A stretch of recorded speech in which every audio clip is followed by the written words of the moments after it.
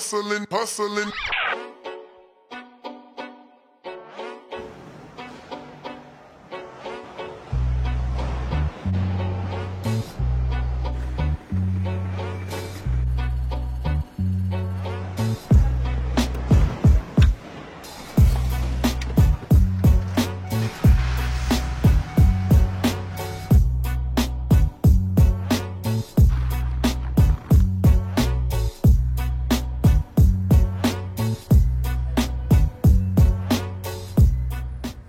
What's going on, guys? Welcome back to another video. Welcome back to the channel.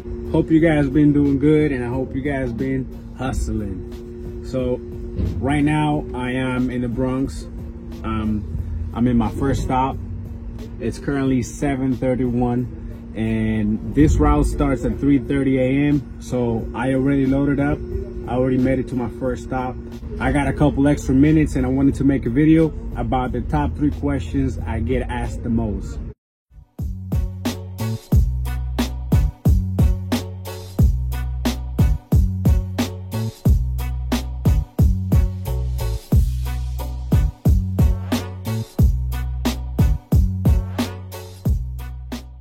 Alright guys, so the first question is, do you need a DOT number or an MC number to run local contracts? And the answer is no, you don't need a DOT number or an MC number, aka your own authority, in order to run local contracts. As long as you stay local and you're not crossing state lines, you should be okay without it. It's a lot of work that you can do that doesn't require you to have your own authority.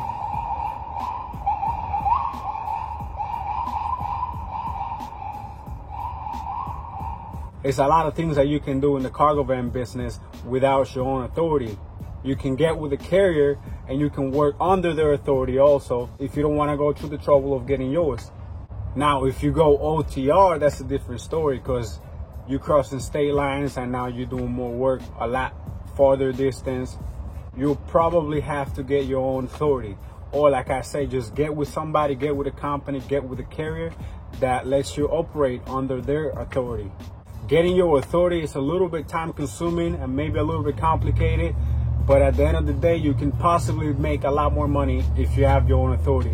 I don't have mine because, like I said, I have a great opportunity here doing these local contracts. If there comes a time that I need my own authority, I will obtain it. But for now, I'm good doing these local contracts. So it's up to you and how you want to go about your business, whether you want to stay OTR or you want to stay local. If you go OTR, you might need it. If you stay local, you might not need it. Either way is a good thing to have your own authority.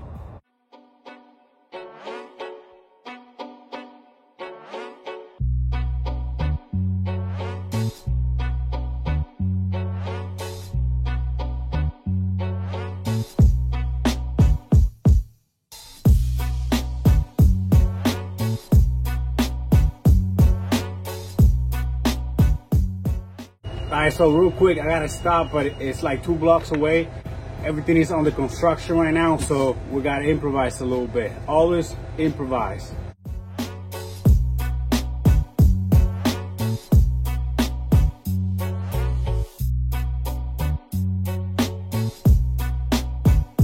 Alright guys, so the next question is, which type of insurance do I have?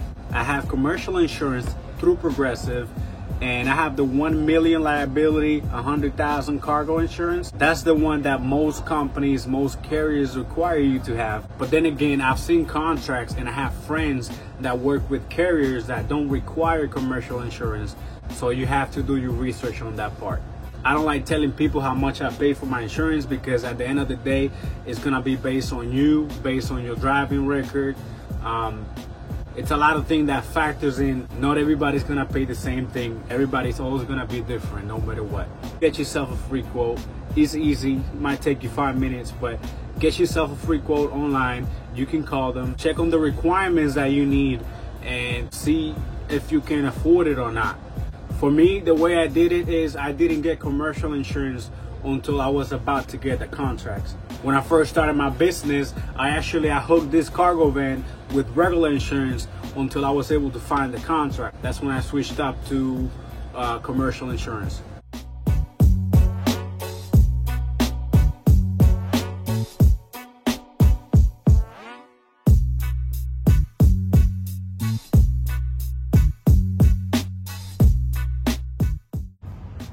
And just like that, guys, we're almost done. I just did this pharmacy right here, and I got 3 pharmacies left. So this is my biggest route. I have 2 contracts combined into this one route. The hospitals are one contract, and all the individual pharmacies are another contract. These contracts are very repetitive. You pick up at the same time, the same place, and you drop off to the same customers every day, which makes it a lot easier, and it could be time saving.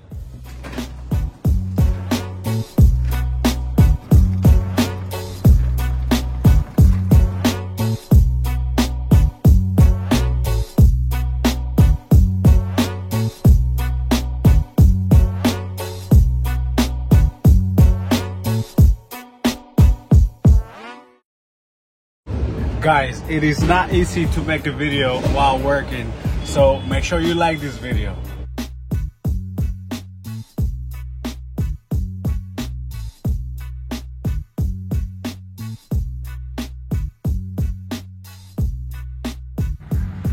Alright, that's my driver right there pulling in, and he's here to do my afternoon contract.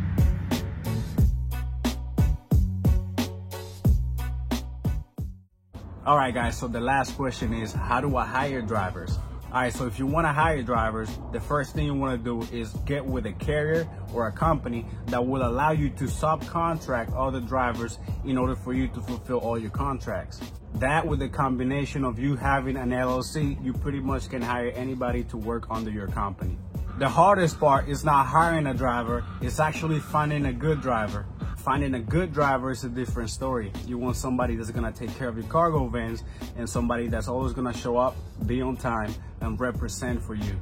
And like I mentioned in my previous videos, you wanna have a business bank account so you can keep track of all of the payments throughout his employment for tax purposes at the end of the year. Of course, you have to do adjustments to your insurance because you now have employees. So again, have your LLC, have your business bank account, and get with a company or a carrier that will allow you to subcontract.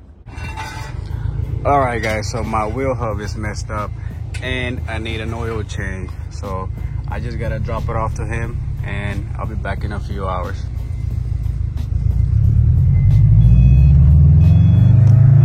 That's my mechanic, and if it wasn't for him, I'd probably be renting a van tomorrow. So now you know why networking is important.